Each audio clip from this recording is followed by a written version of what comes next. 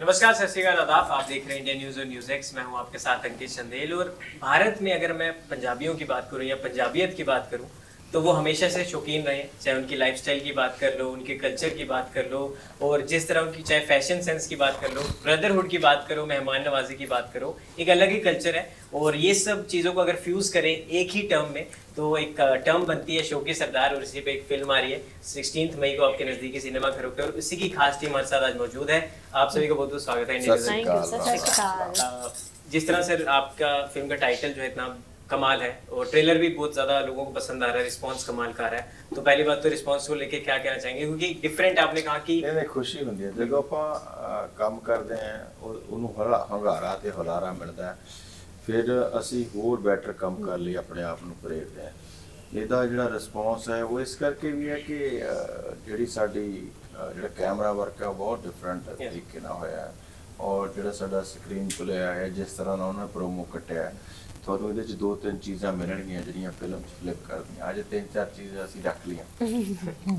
ये बिल्कुल है सर। वो वर्ड ऑफ माउथ भी अपने आप काम कर रहा है, तो वो लोग रिलेट करते हैं उस चीज़ से, और एक लार्जर देन लाइफ भी विजुअल्स ਅਸੀਂ ਤਾਂ ਜਿੱਥੇ ਜਾਂਦੇ ਪਿਆਰ ही मिलता, मेले ही लग जाता।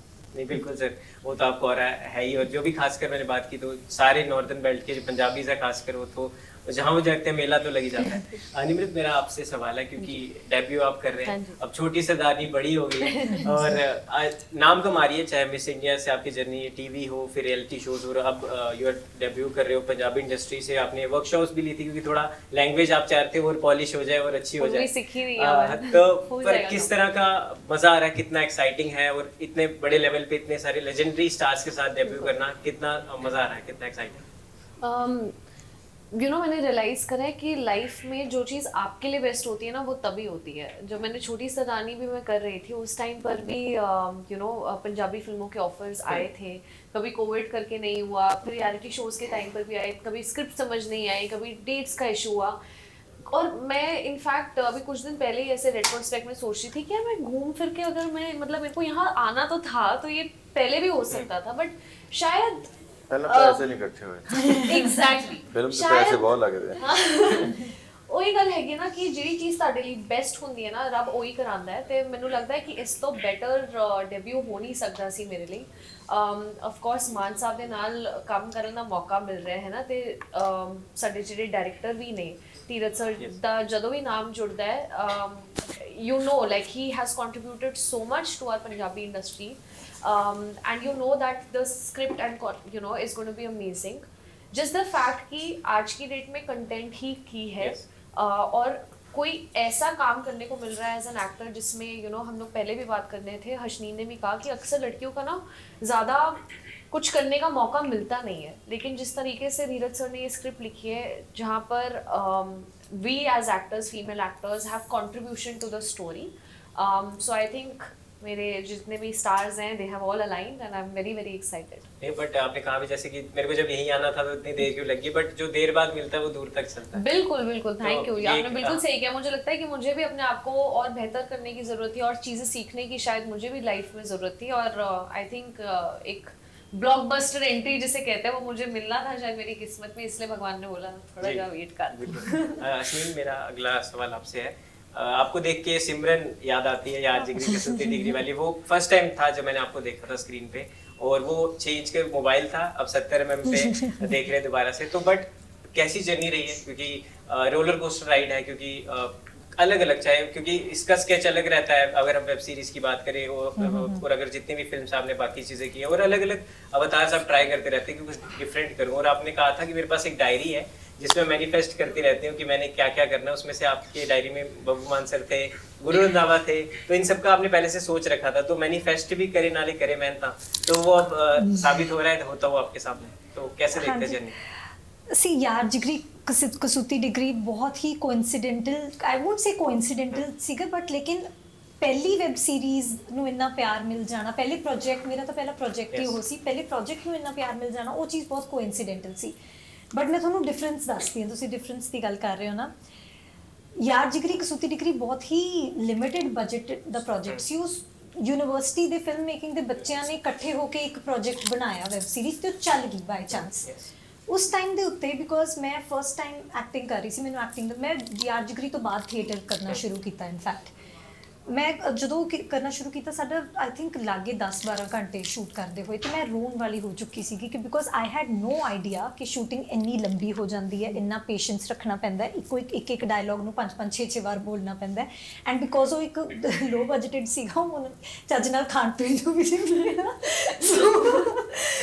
मतलब उस टाइम पे मैं बिल्कुल ऐसे हो गई सी रोन हकी, ठीक है। एंड इनफैक्ट मैं नेक्स्ट डे जाना भी नहीं चाहती सी, but my mother pushed me कि ਜਿਹੜੀ ਚੀਜ਼ ਸ਼ੁਰੂ ਕੀਤੀ ਹੈ ਹੁਣ ਉਹਨੂੰ ਖਤਮ ਕਰਨਾ ਹੈਗਾ, ਰੋਣ ਦੀ ਗੱਲ ਨਹੀਂ ਹੈਗੀ, ਗੋ ਹੋ ਜਾਏ।